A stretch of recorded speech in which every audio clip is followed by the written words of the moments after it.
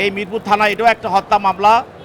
মিরপুর 10 নম্বর গোলচক্করে গত 19/7/24 তারিখে একজন এসএসসি ছাত্র, এসএসসি পড়ুয়া একজন ছাত্র ছোট কিশোর নাহিদ পুলিশের গুলিতে নিহত হয়।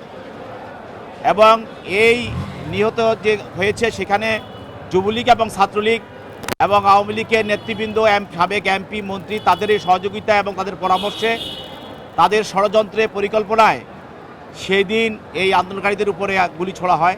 তাতে এই নাহিদ নিহত হয় এবং এই মামলায় এজাহারভুক্ত আসামি হিসাবে আজকে ভোলার একজন ত্রাস আলী আজম মুকুল, যিনি ভোলাতে বিরোধী দলের রাজনৈতিক দল নেতাকর্মীদেরকে থাকতে দেয় নাই এবং সে নিজে দিনের ভোট রাতে বক্স পরে নিজকে অবৈধ এমপি হিসেবে ঘোষণা করেছে এবং বিভিন্ন ধরনের হত্যা, নির্যাতনের সে জড়িত। এবং ফ্যাসিস্ট হাসিনা যখন গণভবনে মিটিং করে এই বৈষম্যবিরোধী ছাত্র আন্দোলনকে দমন করার জন্য, তখন সেই মিটিংগুলোতে সে উপস্থিত ছিল এবং উপস্থিত থেকে তাদেরকে দায়িত্ব দেওয়া হয় এবং দায়িত্ব হিসেবে মিরপুর এলাকায় এই আলী আজম মুকুলের দায়িত্ব ছিল যে ওখানে বৈষম্যবিরোধী ছাত্র আন্দোলনকে দমনের জন্য অন্যান্য এমপি মোদির সঙ্গে সেও এই হত্যা এবং ষড়যন্ত্রের সঙ্গে সে জড়িত ছিল। সেই জন্য আজকে তাকে এই মামলায় প্রাথমিকভাবে নিয়ে আসা হয়। তদন্তকারী কর্মকর্তা তাকে আজকে রিমান্ড চাওয়া হয় নাই, কিন্তু পরবর্তীতে তার বিরুদ্ধে রিমান্ড চাওয়া হবে এবং তাকে জিজ্ঞাসাবাদ করা হবে।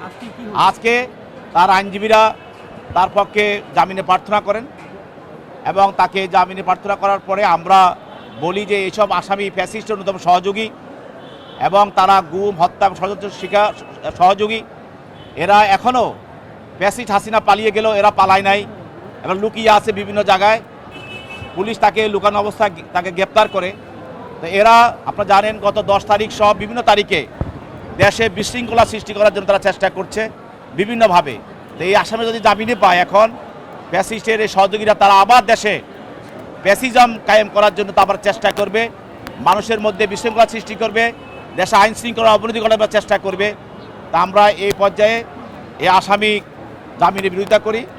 আদালত ওই পক্ষে শুনানির পর তার জামিন দরখাস্ত নামঞ্জুর করে তাকে CW মূলে তাকে জেল হাজতে প্রেরণ করে।